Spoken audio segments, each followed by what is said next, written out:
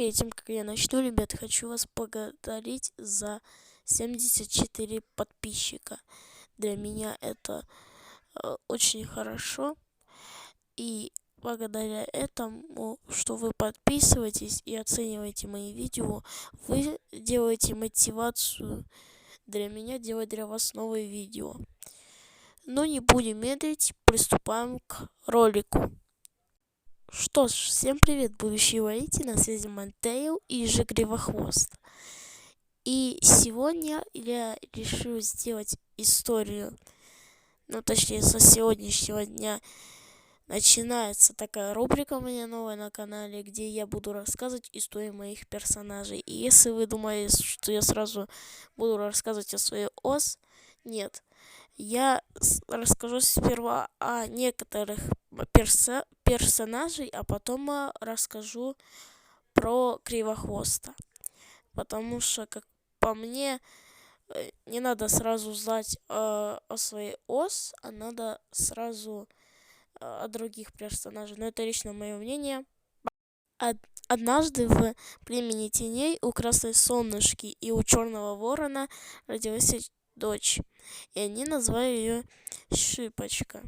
И когда Шипочке исполнилось 6 лун, ей на стане дали таракана, и ее стали звать Шипочка Лапка. Шипочка Лапка росла очень доброй и энергичной кошкой.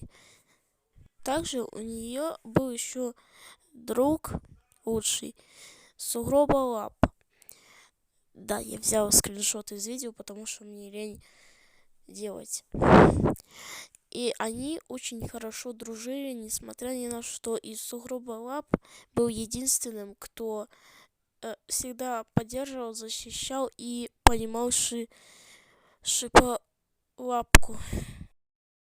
И после того, как Шипочка Лапка стала воительницей, ее стали называть Шиповница, ее мать умерла, к сожалению, от зеленого кашля.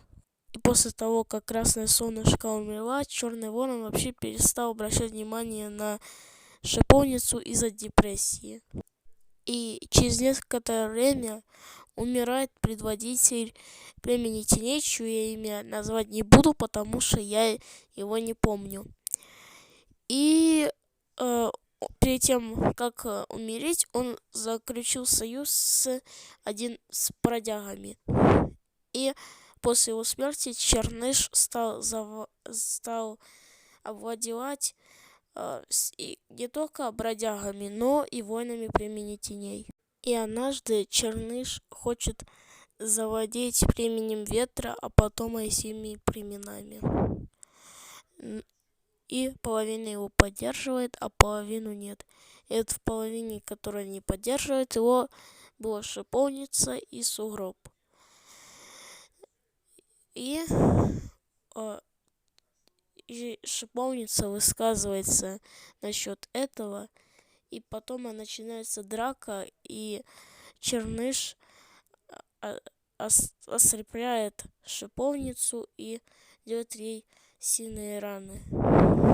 И единственный, кто ее пытался защитить, это Сугроб, а ее отец просто на это смотрел. И Черныш приказал Шиповнице бежать, пока она еще жива. И она убежала из племени теней. И последнее, что она видела, это печальный взгляд своего лучшего друга. И она бежала так быстро, что не поняла, куда прибежала. И выяснилось, что она прибежала на территорию грозового племени.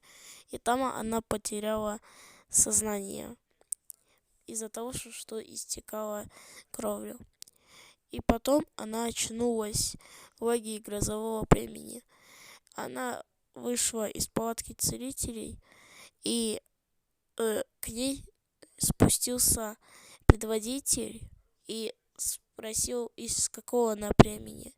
И она ответила, что из племени теней, и рассказала, что Черныш хочет завладеть племенем ветра и потом всеми остальными племенами, но грозовое племя ей не верит, так как из-за того, что у грозового племени с племенем теней постоянно были конфликты, и они изгоняют ее. Когда ее изгнали из грозового племени, она убежала далеко-далеко к лунному камню. И там она начала плакать и ненавидеть свою судьбу. И думать, за что ей это. Что она такого сделала, что ее так ненавидят звездные предки. И она подошла к лунному камню и уснула возле него, точнее. И к ней спустилась ее мать, Красное Солнышко. Шиповница этому обрадовалась и хотела поговорить побольше с матерью, но мать сказала, что она не может с ней долго общаться, и лишь сказала, чтобы она побыстрее побежала и рассказала все племени ветра, потому что если она не расскажет, то все племена будут под властью Черныша, и тогда никто не сможет победить. И из-за того, что все племена объединятся, и тогда никто, абсолютно никто не сможет их победить. И шиповница немедленно взяла и побежала в лагерь племени ветра. Пусть хоть она ничего не видела, но она все равно смогла добежать. И к ней спустился предводитель, которого звали Черноух. И он спросил, что она делает на территории племени ветра. И она рассказала все как есть. Ну, так как Черноух был мудрый и умен, он все понял и приказал воителям готовиться. А тем, кто тренирует оруженосцев, чтобы они их побыстрее готовили, потому что ближется война.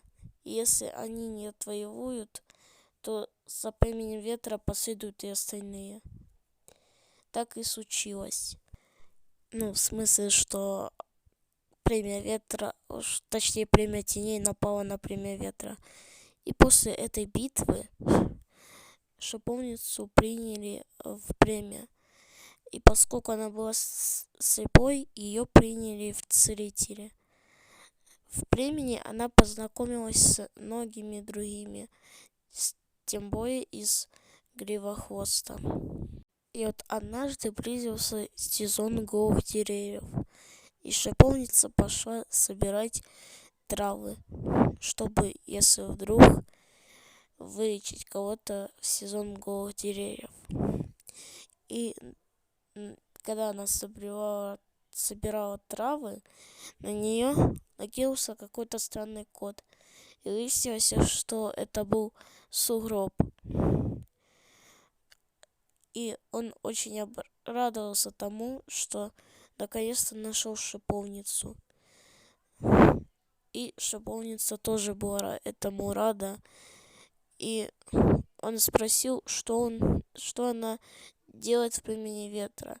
И она сказала, что она больше не вернется в племя ветра, что она уже выбрала свой путь.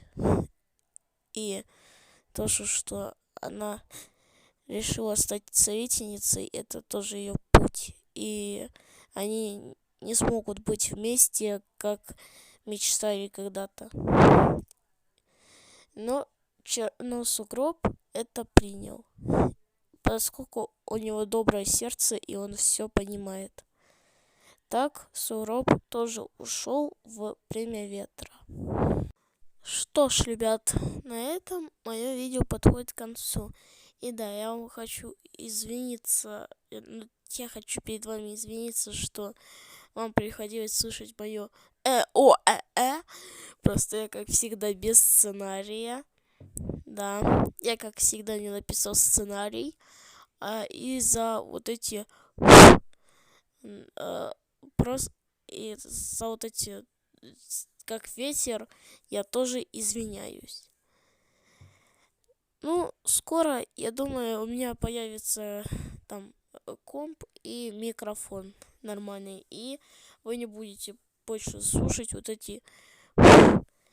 Ну, что ж, на этом видео подходит к концу. Всем удачи и всем пока-пока.